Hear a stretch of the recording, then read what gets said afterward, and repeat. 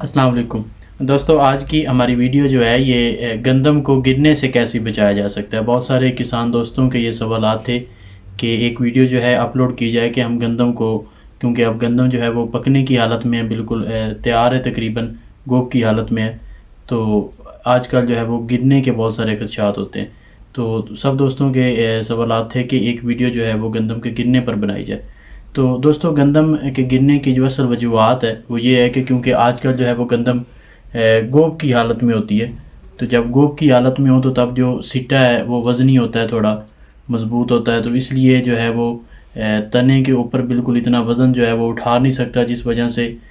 ہماری فصل کے زیادہ تر گرنے کے چانسز ہوتے ہیں، کیونکہ زمین میں نمی ہوتی ہے اور ٹھنڈی ہوائیں، آج کل تیز ہوائیں چلتی ہیں، جس وجہ سے جو ہماری فصل ہے وہ گرنے کے زیادہ چانسز ہوتے ہیں۔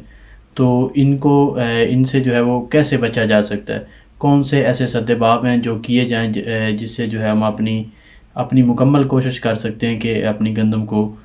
گرنے سے بچانے کے لیے۔ تو سب سے پہلا طریقہ تو یہ ہے، لیکن یہ طریقہ اب بتانا فضول ہے کیونکہ اب تو ہم نے گندم کاشت کر لی، بلکہ اب تو پکنے کا ٹائم ہے۔ یہ طریقہ یہ ہے کہ گندم کو جو ہے پٹڑیوں پر کاشت کیا جائے۔ پٹڑیوں پر کاشت کرنے سے یہ ہے کہ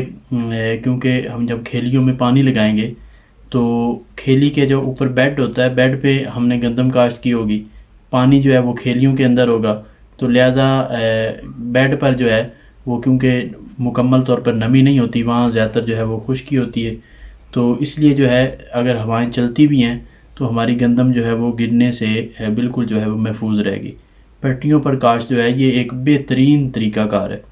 تو بہتر ہے کہ آپ اگلے سال جو ہے وہ اپنی گندم کو پٹڑیوں پر کاشت کریں۔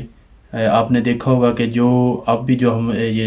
ہمارا آج کل کا طریقہ کار ہے جو ہم بیچتے ہیں، تو اس میں جو آپ دیکھ رہے ہوں گے کہ وٹوں پر جو ہے، کیونکہ وہاں پانی کی نمی زیادہ تر نہیں ہوتی، تو درمیان میں جو ہے گندم گر جاتی ہے، سائڈوں پر جو ہے وٹوں پر وہ ویسے ہی کھڑی رہتی ہے، کیونکہ اس میں جو ہے وہاں زیادہ تر نمی نہیں ہوتی۔ جہاں پر زیادہ نمی نہیں ہوگی تو وہاں جتنی بھی تیز ہوائیں چلتی رہیں، وہاں گندم کو گرنے کے جو ہے وہ بالکل چانسز نہیں ہوتے۔ اس کے علاوہ جو ہے کھادوں کا متوازن استعمال کیا کریں۔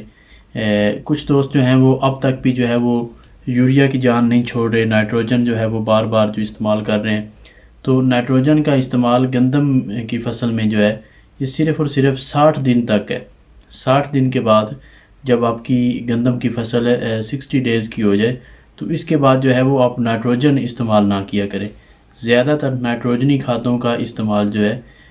یہ گندم کو گرنے میں جو ہے جو بہت زیادہ اس کی مدد کرتا ہے۔ تو سب دوستوں سے گزارش ہے کہ اب جو ہے وہ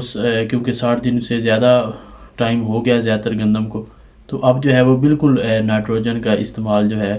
وہ آپ بند کر دیں۔ اس کے بعد SOP اور MOP جو ہے،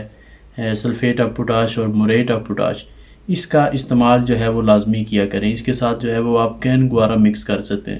کین گوارا کے ساتھ جو ہے کیونکہ کین گوارا میں امونیم نائٹریٹ ہے، تو وہ آہستہ آہستہ جو ہے وہ گندم کو میسر ہوتا رہتا ہے، تو اس کے ساتھ جو ہے وہ آپ SOP یا MOP کا استعمال کر لیا کریں۔ اس سے ہوتا یہ ہے کہ ایک تو آپ کا جو ہے گندم کا تنا مضبوط ہوگا،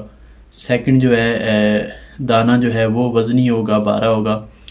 وزن آپ کا زیادہ اچھا آئے گا، اور اس سے ہٹ کے جو ہے آپ کی جڑیں جو ہیں وہ بھی بالکل جو ہے وہ مضبوط رہیں گی۔ اس سے ہٹ کے آپ جو ہے وہ مارکیٹ میں، کیونکہ اپنا